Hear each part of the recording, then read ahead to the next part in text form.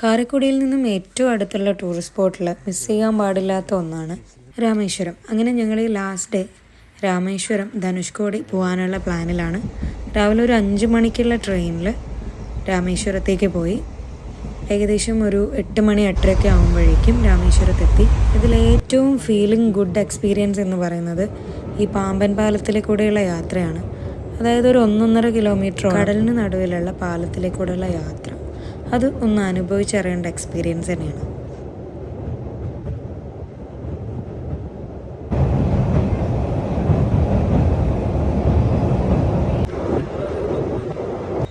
Train ഇറങ്ങിയ ശേഷം ഞങ്ങൾ നേരെ പോയത് രാമലിംഗ ക്ഷേത്രത്തിൽ തൊഴാൻ വേണ്ടിയിട്ടാണ്.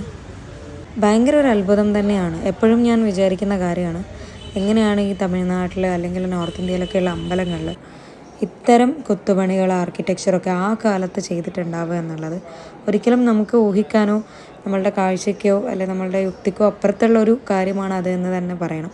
അതിനുശേഷം ഹൗസ് ഓഫ് കലാം, അതായത് അബ്ദുൽ കലാം സാറിൻ്റെ വീടും സന്ദർശിച്ചു. അങ്ങനെ അവിടെ നിന്നൊരു ചായയൊക്കെ കുടിച്ച് മെല്ലെ ഞങ്ങളെ വിട്ടു ധനുഷ്കോടിയിലേക്ക്.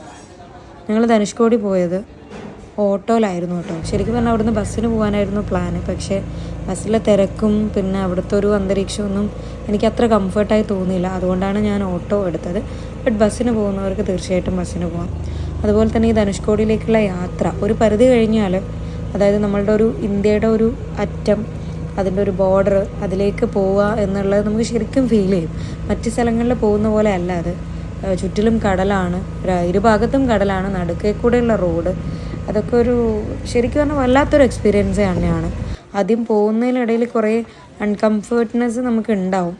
ബട്ട് എങ്കിലും നമ്മൾ അവിടെ എത്തിക്കഴിഞ്ഞിട്ടാകുമ്പം നമ്മുടെ ഒരു രാജ്യത്തിൻ്റെ ഒരു അതിർത്തിയിലാണ് നമ്മൾ നിൽക്കുന്നത് എന്ന് അറിയുമ്പോൾ നമുക്കുണ്ടാകുന്ന ഒരു ഫീൽ ഉണ്ടല്ലോ, അതൊന്ന് വേറെ തന്നെയാണ്.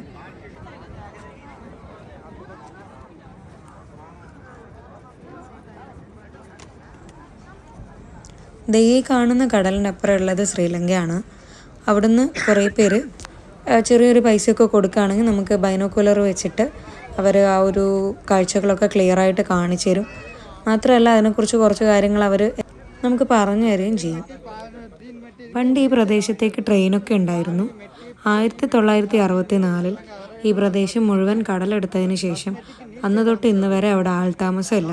അതുകൊണ്ട് തന്നെ ഈ സ്ഥലത്തിന് ഇപ്പോൾ പറയുന്നത് പ്രേതനഗരി എന്നുകൂടിയാണ്.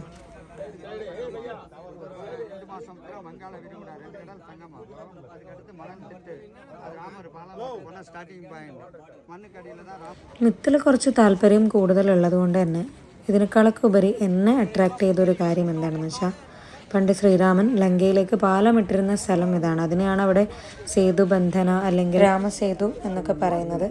അവിടെ നിൽക്കുന്ന ഓരോ മിനിറ്റും ഓരോ സെക്കൻഡും എന്നെ കൂടുതൽ അട്രാക്റ്റ് ചെയ്യിച്ചതും ചിന്തിപ്പിച്ചതും ഒക്കെ ആയിട്ടുള്ള കാര്യം ആ ഒരു മിത്ത് തന്നെയായിരുന്നു.